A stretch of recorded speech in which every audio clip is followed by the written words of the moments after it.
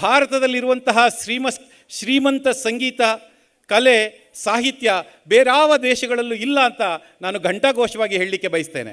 ಯಾಕೆ ಈ ಮಾತು ಹೇಳ್ತಾ ಇದ್ದೀನಿ ಅಂದರೆ, ತಾವೇನಿವತ್ತು ಭರತನಾಟ್ಯ ಶಾಸ್ತ್ರ ನೋಡ್ತಾ ಇದ್ದೀರಿ, ಇದಕ್ಕೆ 2000 ವರ್ಷಗಳ ಇತಿಹಾಸ ಇದೆ.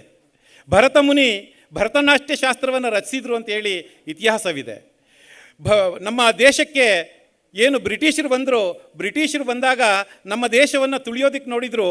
ಬರೀ ಬೇರೆ ವಿಚಾರದಲ್ಲಿ ಅಷ್ಟೇ ಅಲ್ಲ, ರಾಜಕೀಯವಾಗಿ ಸಾಮಾಜಿಕವಾಗಿ ಅಲ್ಲ, ಕಲೆಯ ವಿಚಾರದಲ್ಲಿ, ಸಂಸ್ಕೃತಿಯ ವಿಚಾರದಲ್ಲೂ ಸಹ ತುಳಿಲಿಕ್ಕೆ ಬಂದರು. ಸ್ವತಂತ್ರ ನಂತರ ಭರತನಾಟ್ಯಕ್ಕೆ ತನ್ನದೇ ಆದಂತಹ ಬೆಲೆ ಬಂತು. ರುಕ್ಮಿಣಿ ದೇವಿ ಅರುಂಡೇಲ್ ಬಗ್ಗೆ ಕೇಳಿರ್ತೀರಿ.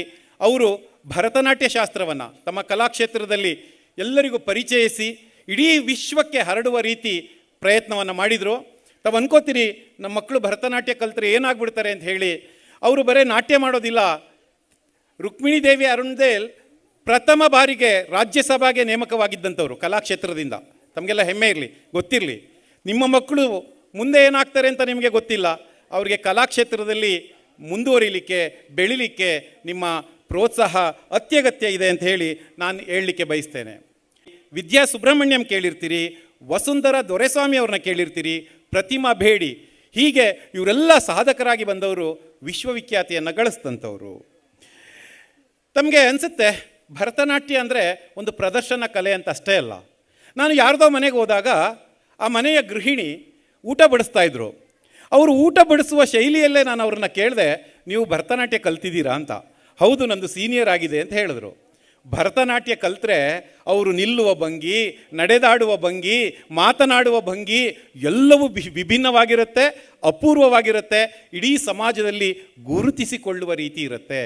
ಭರತನಾಟ್ಯ ಕಲ್ತ್ರೆ ಬರೀ ಡ್ಯಾನ್ಸ್ ಅಷ್ಟೇ ಅಲ್ಲ, ಬಾಡಿ ಲ್ಯಾಂಗ್ವೇಜೇ ಚೇಂಜ್ ಆಗುತ್ತೆ. ಸಮಾಜದಲ್ಲಿ ನಿಮ್ಮ ಬಾಯಿ ಲ್ಯಾಂಗ್ವೇಜ್ಗೆ ಬೆಲೆ ಅಷ್ಟೇ ಕೊಡೋದಿಲ್ಲ, ಬಾಡಿ ಲ್ಯಾಂಗ್ವೇಜ್ಗೂ ಸಹ ಬೆಲೆ ಕೊಡ್ತಾರೆ. ಹಾಗಾಗಿ ಭರತನಾಟ್ಯದಿಂದ ಏನೆಲ್ಲ ಲಾಭಗಳಿದೆ ಅಂದರೆ, ಸ್ಟ್ರೆಸ್ ಮ್ಯಾನೇಜ್ಮೆಂಟ್ ಆಗುತ್ತೆ, ಮಕ್ಕಳ ದೈಹಿಕವಾಗಿ ಸ್ಟ್ರಾಂಗ್ ಆಗ್ತಾರೆ, ಕಾನ್ಸಂಟ್ರೇಷನ್ ಇಂಪ್ರೂವ್ ಆಗುತ್ತೆ, ಅನೇಕ ಬಾಹ್ಯ ಲಾಭಗಳು ಭರತನಾಟ್ಯದಿಂದ ಇದೆ. ವ್ಯಕ್ತಿತ್ವ ವಿಕಸನ ಆಗಲಿಕ್ಕೂ ಸಹ ಭರತನಾಟ್ಯ ತುಂಬ ಕೆಲಸ ಮಾಡುತ್ತೆ. ತಮಗೆ ಅನ್ಕೋತೀವಿ, ನಮಗೆಲ್ಲವೂ ಸಹ ಸೈನ್ಸು ಪಾಶ್ಚಿಮಾತ್ಯ ರಾಷ್ಟ್ರಗಳಿಂದ ಬಂದಿದೆ ಅಂತ ಹೇಳಿ. ನಮ್ಮ ದೇಶದ ಕಲೆ ಸಂಸ್ಕೃತಿಯ ವಿಚಾರ ಕೇಳೋದಾದರೆ, ಸೋಮನಾಥಪುರ ಇರ್ಬೋದು, ಬೇಲೂರು ಹಳೇಬೀಡು ಇರ್ಬೋದು, ತಮಿಳುನಾಡಿನ ತಾವೇನು ಬೃಹದೇಶ್ವರ ದೇವಸ್ಥಾನ ಇದ್ದೀವಿ, ಅದೆಲ್ಲ ಏನಿದೆ ಅದನ್ನು ಯಾವುದೇ ರಾಷ್ಟ್ರ ನಿರ್ಮಾಣ ಮಾಡಲಿಕ್ಕೆ ಆಗೋದಿಲ್ಲ. ಬುರ್ಜ್ ಖಲೀಫಾ ಇನ್ನು 10 ಕಟ್ಬೋದು, ಐಫೆಲ್ ಟವರ್ ಇನ್ನು 10 ಕಟ್ಬೋದು. ಆದರೆ ಒಂದೇ ಒಂದು ಹಳೇಬೀಡಿನ ದೇವಸ್ಥಾನ, ಬೃಹದೇಶ್ವರ ದೇವಸ್ಥಾನವನ್ನು ಯಾವುದೇ ರಾಷ್ಟ್ರ ನಿರ್ಮಾಣ ಮಾಡಲಿಕ್ಕೆ ಆಗೋದಿಲ್ಲ. ಯಾಕೆ ಅಂದರೆ ಮ್ಯಾಥಮೆಟಿಕ್ಸನ್ನು ನಾವು US